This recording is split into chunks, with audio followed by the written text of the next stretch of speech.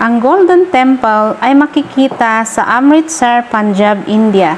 Isa ito sa pinaka-significant o pinakamahalagang spiritual shrine sa relihiyong Sikhism. Para sa kanila, ang Golden Temple ay isang open house of worship para sa mga kahit sinong tao, maging anuman ang katayuan mo sa buhay at maging ano ang katayuan mo sa paniniwala. Pero bakit nga ba tinawag na Golden Temple?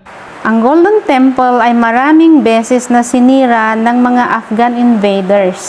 At sa huling pagkakagawa nito, ginawa ito galing sa marble at copper na pinatungan ng ginto. Sa ikalawang palapag ng gusali ay ginawa ito na ginamitan ng mahigit kumulang 400 na kilo ng ginto.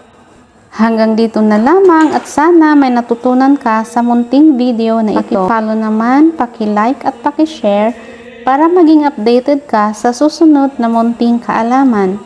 Bye!